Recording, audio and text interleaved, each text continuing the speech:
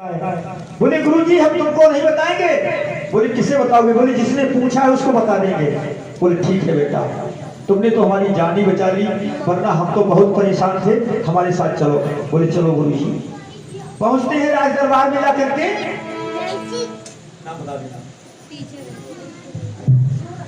सूरज गहरा मुद्रा, शिवा गहरा मुद्रा प्रभु कथा में अर्पित करते भगवान कुशल करे, निहाल करे, भोला भंडार भरे, प्रेम सूर्य आनंद कंद भगवान की, बोलिए गुरुदेव भगवान की।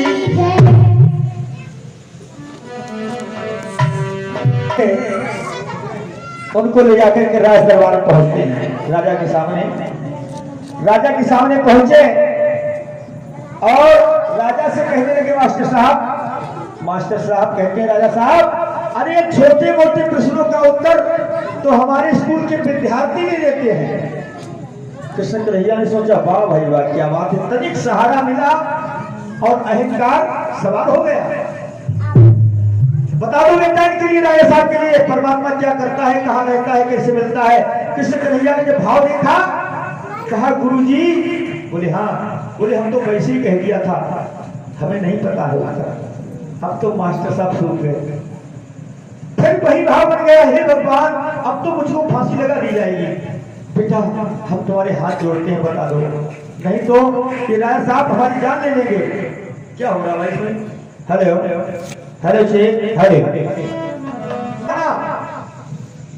जब फिर वही भाव बना तो कृष्ण कन्हैया कहने लगे गुरुजी चिंता ना करो, अभी बता देते हैं। देखिए भाव की बात है, जब तक हमारा भाव नहीं बनेगा तब तक काम बनने वाला नहीं है, क्योंकि परमात्मा छल कपट ईर्ष्या द्वेष से नहीं मिलता है। कहा भी है बाबा ने कि निर्मल मन जन सोई मोह पावा, और मोह कपट छल छिद्र ना भावा। क्योंकि धर्म पंथ मजहब में भेद पाया जाता है, प्रभु अभेद है, उसके अंदर कोई भेद नहीं है जब तक दिल की पुकार नहीं निकलेगी। कहा भी गया है कि मिलेगा रूह को परवाज दे के देख जरा, करीब है उसे आवाज दे के देख जरा। वो तो दिल की धड़कनों में बसता है ना, चींटी के पग नेबर बाजे वो भी साहिब सुनता है। तो फिर दिल की धड़कनों को क्यों नहीं सुनेगा, हमारे दिल के विचारों क्यों नहीं सुनेगा। गुरु जी कहते हैं भाई बेटा जल्दी से राजा साहब को बता दो कि परमात्मा कहाँ रहता है, क्या करता है, कैसे मिलता है। भाई आप लोग शांति का ध्यान दें और कथा की तरफ ध्यान दें और आपस में बातचीत थोड़ा कम करें। अब कृष्ण कन्हैया जो विद्यार्थी बने हुए हैं, राजा साहब सिंहासन पर बैठे हुए हैं, तो कृष्ण कन्हैया कहने लगे हाँ बताइए राजा साहब क्या पूछना चाहते हो, परमात्मा क्या करता है और कहाँ रहता है, कैसे मिलता है। बोल ठीक है, एक बात बताओ, ये बात तो गुरु बन करके पूछना चाहते हो या चेला बन के?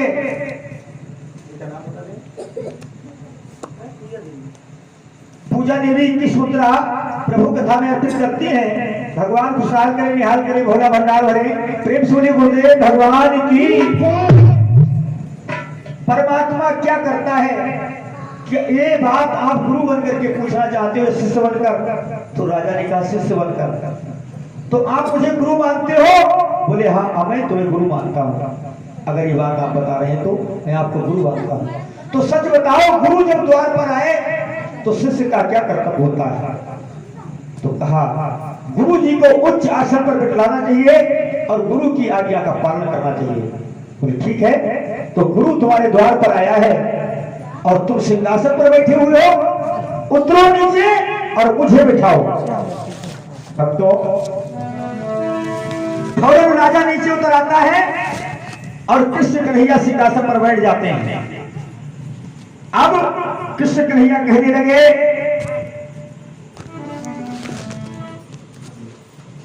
लाल, अब कृष्ण कन्हैया आदेश देते हैं राजा कि शाही पोशाक उतार दो। राजा ने शाही पोशाक उतार दी। बोले फटा पुराना एक कुर्ता पैजामा पहन लो। फटा पुराना कुर्ता पैजामा पहन लिया। बोले हाथ में एक बोरी या कट्टा ले लो। बोरी, हाथ में बोरी ले ली। बोले एक हाथ में खुरपी ले लो। एक हाथ में खुरपी ले ली। अब कृष्ण कन्हैया कहते हैं राजा सच बताओ इस समय तुम कौन लग रहे हो? राजा कहने लगा इस समय मैं घस छोला लग रहा हूँ, घस छोलने वाला। वो दिवस परमात्मा यही करता है, राजा से रंक बना देता है और रंक से राजा बना देता है। ये परमात्मा का काम है, इसलिए घमंड नहीं करना चाहिए। अब दूसरी बात, परमात्मा कहाँ रहता है?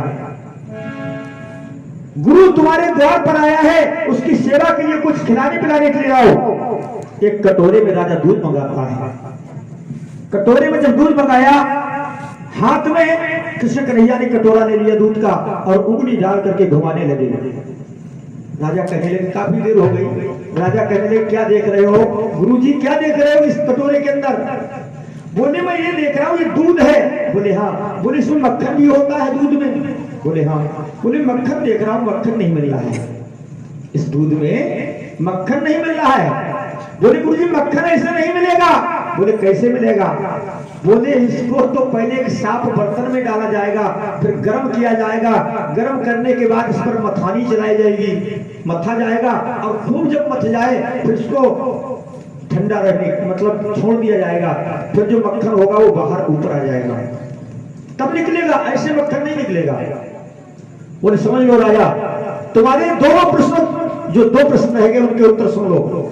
जैसे इस दूध में मक्खन है, उसी प्रकार से परमात्मा जर्रे जर्रे में समाया हुआ है और तुम्हारे अंदर भी है। कैसे मिलेगा? जैसे इस दूध को गर्म करके मथानी चलाई जाएगी, मथा जाएगा, उसके बाद में छोड़ा जाएगा तब मक्खन ऊपर आ जाएगा। उसी प्रकार से जब तक तुम अपने अंदर मथोगे नहीं, सांस आ रही है और जा रही है, सांस आ रही है और जा रही है। जैसे दूध में मक्खन रहता है, ऐसे ही परमात्मा सबके अंदर रहता है। और जैसे मथने से मक्खन निकलता है, उसी प्रकार से आप अपने अंदर जब तक मथोगे नहीं, सुमरन द्वारा, सुमरन जब तक अभ्यास के द्वारा मथोगे नहीं, भजन नहीं करोगे, तब तक परमात्मा तुम्हें प्राप्त नहीं होगा। ऐसा उत्तर दिया तो राजा चरणों में गिर गया, धन्य है भगवान, आप हमारे सतगुरु हैं। ये गुरु की महिमा होती है और गुरु ही साक्षात पारब्रह्म परमेश्वर होता है। गुरु ये हाड़ मास का पुतला नहीं होता है। उसी गुरु के बारे में आप लोगों के बारे में ये बता रहा हूं, जिस गुरु की शरण में मैं हूं। उस गुरु के लिए अलख कहते हैं, अलख। वो किसी के लखने में नहीं आता है और वो खुद सबको लखाने वाला होता है। जैसे मैंने परसों वाले दिन आप लोगों को बताया था कि कोई इस घर के अंदर जानने वाला है, शरीर नहीं जानता। शरीर जानता होता तो मुर्दे भी जानने लगते। कोई जानने वाला है शरीर के अंदर, वो सुना रहा है। आप लोग जो बैठे हुए हैं, आपके अंदर जो सुन रहा है वही जान रहा है। जरा गौर करना, थोड़ा विवेक लगा करके।